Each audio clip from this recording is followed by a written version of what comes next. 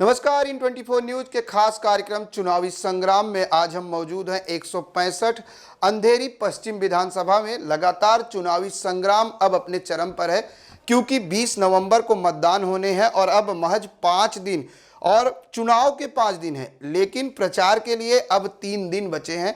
ऐसे में सभी उम्मीदवार अपने अपने तरीके से अपने चुनावी समीकरण को लेकर लोगों के बीच जा रहे हैं और जनता से वोट करने की अपील कर रहे हैं।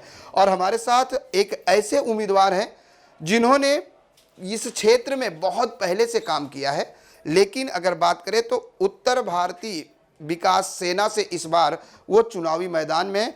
हालांकि उनके सामने अगर बात करें तो इस सीट पर काफ़ी चुनौती भरी लड़ाई देखने को मिलेगी, क्योंकि यहाँ पर आजी और मांझी यानी वर्तमान और पूर्व विधायक भी इस सीट पर चुनावी मैदान में है। महाविकास अघाड़ी से अशोक यादव हैं तो महायुति से जो है अमित साटम है जो वर्तमान में विधायक हैं।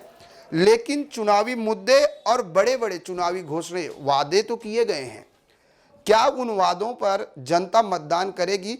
लेकिन उन सब से बात तो हम आपको लगातार अंधेरी पश्चिम विधानसभा की तरह तरह से रिपोर्ट दिखाने की कोशिश कर रहे हैं। लेकिन जिस तरीके से सबसे पहले आज हम आपको मिलाएंगे एक ऐसे उम्मीदवार से जो पिछले कई सालों से इस क्षेत्र की जनता की सेवा के लिए समय समय पर हमेशा खड़े हुए हैं और अब चुनावी यानी लोकतंत्र के महापर्व में भी उन्होंने अपना हिस्सा लिया है। हमारे साथ मौजूद है बबन्ना कुशालकर जी।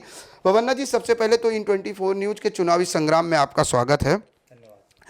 सवाल ये कि चुनाव निशान ऑटो रिक्शा, पार्टी उत्तर भारतीय विकास सेना, उम्मीदवार पुराना लेकिन पार्टी और चुनाव निशान नया।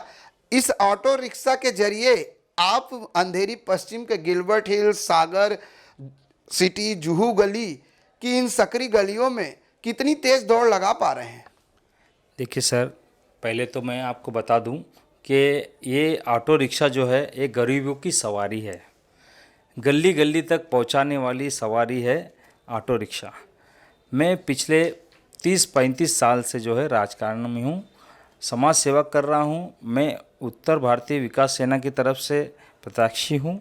मुझे उम्मीदवार दिया है सुनील शुक्ला जी ने, और उन्होंने एक वचन लिया मेरे से कि भाई अगर हम आमदार बन जाते हैं तो आमदार बन के नहीं काम करेंगे, हम कामदार बन करके काम करेंगे। कामदार यानी हम हर समस्या का हल निकालेंगे, हर गरीबों के तक पहुंचेंगे, हर गरीबों की समस्या वाटर, मीटर, गटर, जो आज एक झोपड़पट्टी, झुग्गी झोपड़पट्टी में रहने वाले को जो बिल आ रहा है, ये पहले जो है 500-600 रुपये तक आता था, क्योंकि गरीबों के पास कोई फ्रिज नहीं होता, एसी नहीं होता। फिर भी आज की तारीख में उनका जो इलेक्ट्रिक का बिल आ रहा है, ये अदानी साहब के आशीर्वाद से, मोदी जी के आशीर्वाद से उनके पास 2500 से 2600, 3000 तक उनका बिल आ रहा है। उनके घर में एक ट्यूबलाइट होता है, एक पंखा होता है, उसके अलावा कुछ नहीं होता। फिर भी उनको इतना इलेक्ट्रिक का बिल का बोझ उनको दबा रहा है। आज एक गृहिणी जो है अपने पति का जो पगार आता है, सैलरी आती है, उसको घर में संभालना बहुत मुश्किल हो गया है, क्योंकि सब्जी तरकारी इतनी महंगी हो गई, कांदा टमाटर इतना महंगा हो गया है कि ये दोनों चीज़ जो हर खाने में लगता है, वो चीज़ इतनी महंगी कर दी इन लोगों ने, ये बीजेपी सरकार ने। और यहाँ पर जो आपने जो बताया दो हाजी और माजी, इनको 10-10 साल ये लोगों ने, हमारे जो जनता ने उनको 10-10 साल दिया। 20 साल से ये लोग इधर राजनीति कर रहे हैं। दोनों पार्टी जो है, एक कांग्रेस के आमदार है मांझी और एक बीजेपी के आमदार है।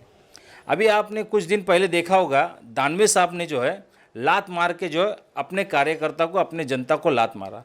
उसी तरह से यहाँ के जो आमदार है अमित साटम जी, ये लोगों को जो है फुटपाथ पे जो धंधा लगा के उनका रोजी रोटी चलाते हैं, उनको लात लात मार के भगाने वाले आमदार। क्या मैं जनता से ये सवाल करता हूँ, जनता मुझे खुद बोलती है कि भाई ऐसे आदमी को हम भी लात मार के भगा देंगे। बबन्ना जी, इस बार चुनावी समीकरण अलग अलग मुद्दे हैं। एक तरफ तो बटोगे तो कटोगे, एक रहोगे तो सेफ रहोगे, ये जो नारे काफ़ी चुनावी समीकरण में तेज हो गए हैं। जाति धर्म की राजनीति भी महाराष्ट्र की जो है विधानसभा चुनाव में एंट्री कर चुकी है। ऐसे में जब आप लोगों के बीच जा रहे हैं तो सबसे बड़ी संकल्पना क्या, कुछ समस्याएं इस क्षेत्र में आपको सुनाई दे रही हैं, लोगों ने क्या कुछ कहा आपसे? देखिए, कोरोना काल में जो है ना, लोग जो है ना, ये जाति धर्म को भूल गए हैं। लेकिन ये जो सरकार है, बटोगे तो कटोगे, सेफ रहोगे, ये रहोगे, वो रहोगे, ये सब नारे जो है, ये जुमलेबाजों की सरकार है। जुमलेबाजों की सरकार जो है, उनसे लोग त्रस्त हो गए हैं। अभी हम जहाँ जहाँ पर जाते हैं, लोगों की खाली ये समस्या रहती है कि भाई हमारा ये रास्ता कभी गली कब बनेगी, यहाँ पे इतने आमदार होके गए, ये लादी कब बिछेंगी, हमारे दरवाजे में झोपड़पट्टी में जो है लादी कब बिछेंगी, कंक्रीटिंग कभी होगा, रास्ता कभी बनेगा। आज अगर एक महिलाएं जो गर्भवती होती है, वो रिक्शा में बैठ के जब जाती है तो रिक्शा ऐसे आड़े टेढ़े होता है, तो उस औरत को जो पेन होता है, जो औरत को दर्द होता है, वो वही बता सकती है, वही महसूस कर सकती है। हम और आप लोग नहीं कर सकते। वैसे औरतें, वैसे महिलाएं, जो बहन हमारी है, वो जो कहती है कि हमको बहुत तकलीफ़ है, ये रास्ता ठीक नहीं है, ये नाले भर के जा रहा है, ये डेंगू मलेरिया हो रहा है, ये आज ये इतनी समस्या है ना। ये पिछले 20 साल से दोनों आमदारों ने कभी भी एक स्कूल का निर्माण नहीं किया, एक छोटा मोटा हॉस्पिटल का निर्माण नहीं किया, कोई नई यूनिवर्सिटी नहीं बनाई, कॉलेज नहीं बनाया। फिर ये कहाँ से डेवलपमेंट कर रहे हैं? वो खुद का डेवलपमेंट हो रहा है। सबका साथ सबका विश्वास के नारे के साथ, सबका विकास के नारे के साथ एक तरफ बीजेपी महायुति जो है उम्मीदवार जो है मैदान में है, दूसरी तरफ आपने अपने बैनर पर लिखा है इस बार आमदार नहीं, अपने लिए एक अच्छा कामदार चुने। जिस तरीके से आपने बताया, वाटर, गटर, मीटर, सड़क की ये जो समस्याएं हैं, ये नगर सेवक से लेकर विधायक तक के समस्याएं होती हैं। जनप्रतिनिधि को लोग इसीलिए चुनते हैं। अगर हम बवन्ना कुशालकर की बात करें तो उनके जहन में अंधेरी पश्चिम के विकास के लिए क्या कुछ अलग योजनाएं हैं, यहाँ के युवाओं के लिए, यहाँ के महिलाओं के लिए किस तरह की योजनाएं? क्योंकि हमने देखा कि आपने अपना संकल्प पत्र जो बनाया है, इसमें कहीं भी आपने कोई भी पॉइंटर्स नहीं डाले हैं। आपने सीधे सीधे लिखा है परिवर्तन 165 अंधेरी पश्चिम विधानसभा की उन्नति के लिए जरूरी है, इस बार आमदार नहीं, अपने लिए एक अच्छा कामदार चुने। बाकी पार्टियों के आमदार, चाहे अपक्ष हों या बात करें पक्ष के, सबने लंबे लंबे जो है घोषणा पत्र बनाए, ऐसा क्यों? देखिए सर, आपको मैं इससे पहले ही बता दिया, ये जो है जुमलेबाज सरकार है। जो जुमलेबाज होते हैं वो बड़ा बड़ा वादा करते हैं लोगों के बीच में, लोगों को झांसा देते हैं।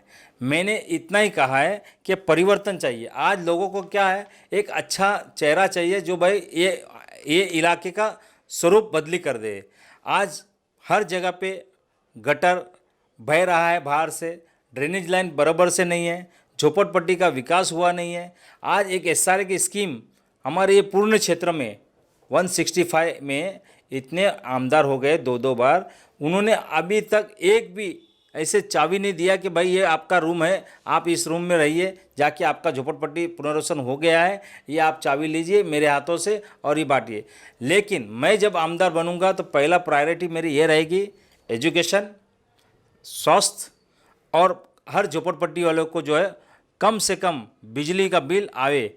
क्योंकि बिजली का बिल भरते भरते ये जो पगार है लोगों का वो ख़त्म होते जा रहा है, महंगाई की मार ऊपर से है। तो मेरा एक मैनिफेस्टो में, ये मैनिफेस्टो नहीं है, मेरा एक ये इरादा है मन से कि आप मुझे चुन के दीजिए, मैं आपको उन्नति दूंगा, आपके घर का परिवर्तन करूंगा, आपके बच्चों का फ्यूचर बनाऊंगा। जगह जगह पे एक छोटा मोटा हॉस्पिटल होगा एजुकेशन के लिए। आज मैं इधर 2004 से बालवाड़ी चला रहा हूँ। बालवाड़ी में मेरे बच्चे सीख के आज इंजीनियर बन गए, डॉक्टर बन गए, और बहुत सारे बच्चे जो है बैंक में काम करने लगे, नर्स का काम करने लगे, हॉस्पिटल का काम करने लगे। ये यहाँ से 2004 से लेके अभी तक कई बच्चे ग्रेजुएशन हो गए, अच्छी नौकरी कर रहे हैं। अगर हम महाराष्ट्र की राजनीति की बात करें, लगभग 35 साल से आप महाराष्ट्र की राजनीति में सक्रिय हैं। पहले एनसीपी, फिर शिवसेना, अब उत्तर भारतीय विकास सेना। क्या लगता है कि उत्तर भारतीय, क्योंकि अंधेरी पश्चिम की अगर बात करें तो यहाँ पर सभी समाज के मिले जुले मतदाता हैं, उनसे कैसा प्रतिसाद मिल रहा है? क्योंकि उत्तर भारतीय विकास सेना का जो टैग है, क्या वो उत्तर भारतीय मतदाताओं को कन्वर्ट करने में सफलता हासिल कर पाएगा? 1001%। देखिए, अभी नरेंद्र मोदी जी रहते हैं गुजरात में, लड़ते हैं बनारस से, ठीक है। ये उत्तर भारतीय की जो पार्टी है हमारी पूरे भारत देश में है, और हमारे जो नेशनल प्रेसिडेंट है सुनील शुक्ला जी, ये बहुत अच्छे कार्यकर्ता हैं और ये लोगों के जुड़ने वालों में से है। तो उन्होंने मुझे कहा कि जब मोदी जी उत्तर भारत में लड़ रहे हैं, तो आप बम्बई में लड़िए, हम आपको एबी फॉर्म देते हैं और लड़िए। और यहाँ पर जो जनसंख्या है, हिंदू, मुस्लिम, क्रिश्चियन, ईसाई, सब धर्म के लोग यहाँ पे रहते हैं, उत्तर भारतीय भी रहते हैं। आज ज़्यादा से ज़्यादा मराठी लोग और उत्तर भारतीय ये रिक्शा चलाते हैं, और उनका जो इनकम है वो उत्तर भारतीय और ऑटो रिक्शा चलाकर वो लोग अपना पेट भरते। तो उत्तर भारतीयों का और जो रिक्शा चलाने वाले जितने भी लोग हैं, वो मुझे कम से कम दिन में 20 से 25 फ़ोन करते हैं और बोलते हैं आपने बहुत अच्छा चुनाव लिया, हमारा रोजी रोटी जो है ये ऑटो रिक्शा पे चलती है। तो मैं आपके माध्यम से ये सभी रिक्शा ड्राइवर को एक कहना चाहता हूँ, अगर आप लोग जो है आपका रोजी रोटी ऑटो रिक्शा के ऊपर चल रहा है तो कृपया करके मुझे ज़्यादा से ज़्यादा वोट दीजिए, और आपका जो है आने वाला फ्यूचर मैं अच्छे से बनाऊंगा। कमल, हाथ का पंजा, गैस सिलेंडर, इन सब के बीच ऑटो रिक्शा कितना आगे निकला है? देखिए, हर गली गली में जाने के लिए कमल तो नहीं जा सकता, हाथ का पंजा भी नहीं जा सकता, गैस का बाटला घर घर जाता है, लेकिन वो कैसा जाता है, लोगों को पता चल गया है कि अमित साटम का ये दत्तक पुत्र है आरिफ भाई। वो जो है उनकी पहुंच जो है दुबई तक है, उनके दुबई में भी ऑफिस है और पूरे बेंगलुरु में भी ऑफिस है, मुंबई में भी ऑफिस है। तो उनका जो गैस का जो बाटला है पहले 400 रुपये में मिलता था, आज महंगाई हो गई। तो आरिफ भाई का भी जो डिमांड जो है अमित साटम जी पूरा करने में समर्थ है, और उनका डिमांड के हिसाब से उनको अभी पहले 400 में गैस का बाटला मिलता था, आज 1200-1500 मिल रहा है। तो उसी तरह से उनका लेवल बढ़ गया है, और अमित साटम जी जो उनका लेवल को जो है पूरा कर रहे हैं।